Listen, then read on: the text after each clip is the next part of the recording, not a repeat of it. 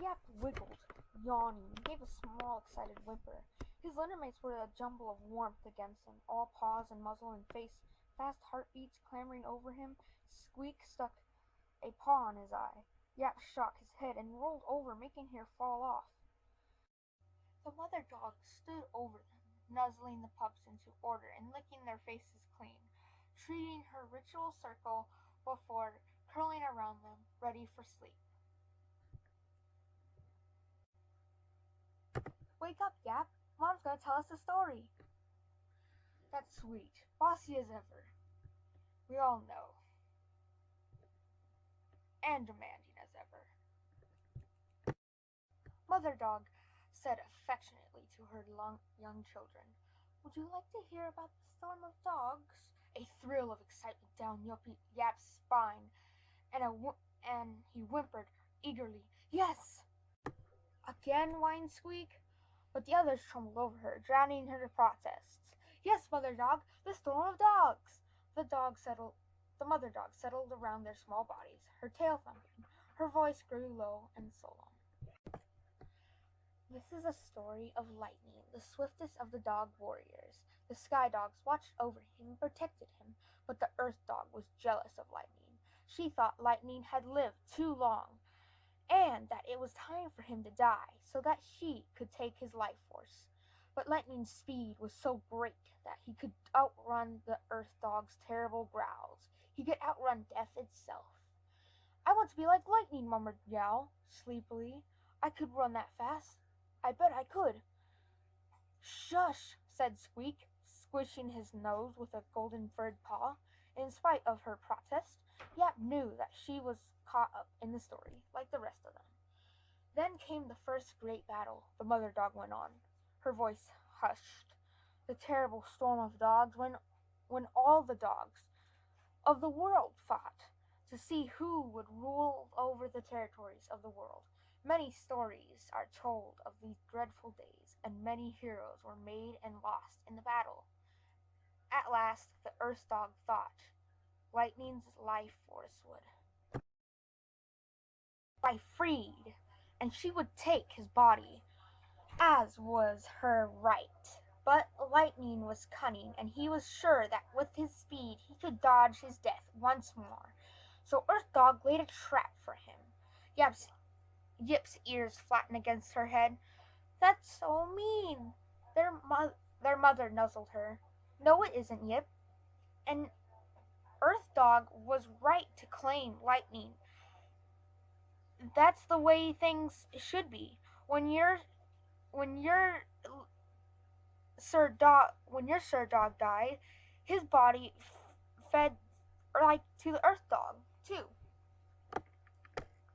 Suddenly, solemn, all of the pups listened in silence. Lightning ritual to escape the storm of dogs with his speed.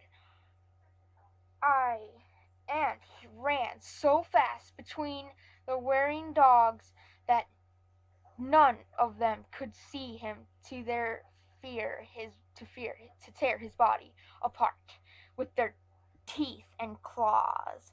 He went almost clear, almost free, when the earth dog sent a big growl to open the ground in front of him. And when thought he trapped the stay so many times, Yap held his breath and entitled close to littermates, imagining every word that Mother Dog is saying. Lightning would fall and be captured by the terrible rip in the curve. Lightning saw the ground open up to swallow him, but he was speeding so fast he couldn't stop. He he he's scared.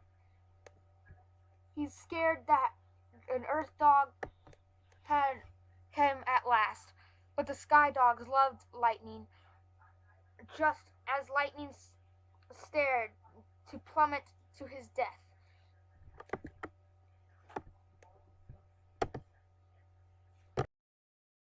Sky Dog sent a great wind that spun so fast and so strong it caught Lightning as he fell, lifted him up and whirled him into the sky, and there he remains with the Sky Dogs to this very day.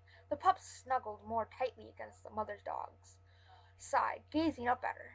"Will he always be there?" asked Yow.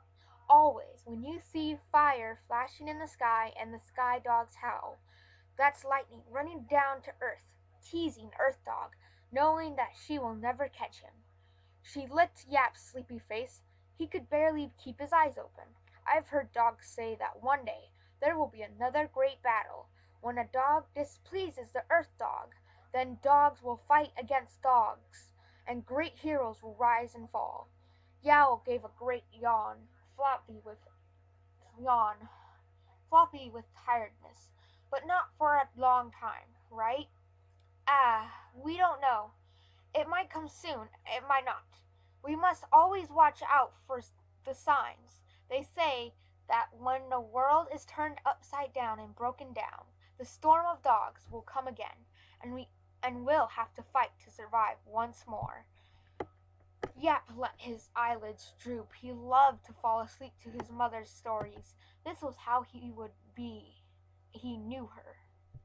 As he heard her voice fading as he slept, overwhelmed him and his litter mates.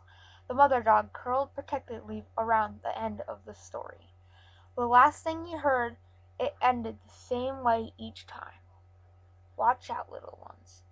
Watch out for the storm of dogs."